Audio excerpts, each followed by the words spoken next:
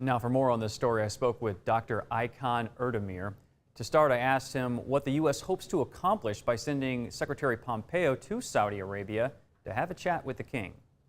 I think there's not only great pressure from U.S. public, but also internationally for the U.S. government to take action against the alleged egregious, killing of journalist Khashoggi. And this is not just a bilateral issue between the U.S. And Saudi Arabia.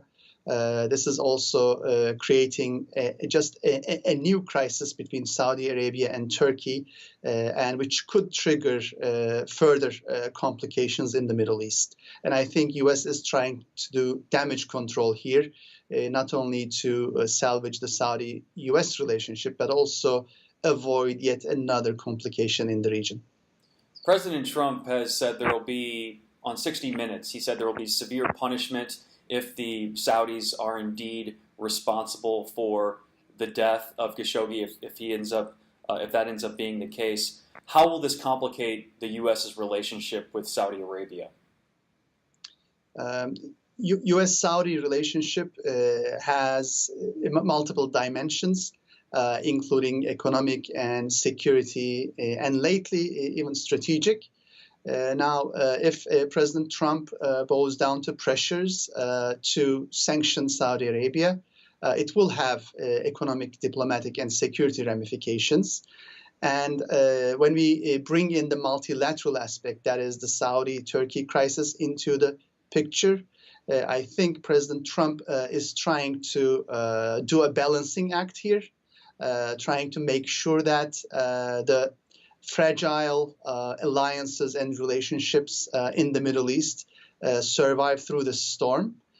So this is, on the one hand, an attempt to, let's say, ease worries from the business community within the U.S., while at the same time making sure that the Middle East does not end up in yet another multilateral conflict.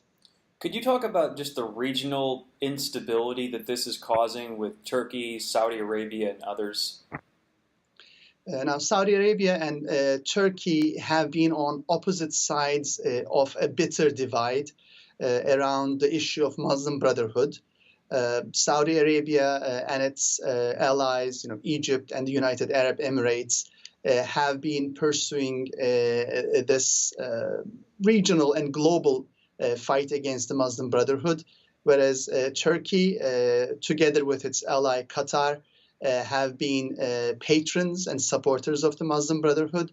And the crisis around journalist Khashoggi will just add another level of complication to the issue.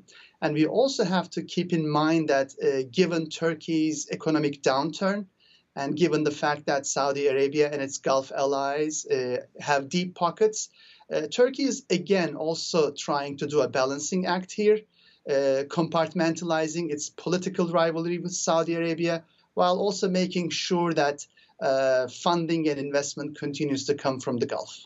Turkey jails more journalists than any other nation worldwide. Should they be trusted?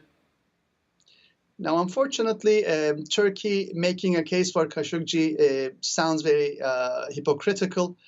Turkey itself tops the global list of world's jailers, and at the same time, Turkey delivers similar renditions by kidnapping its own citizens globally.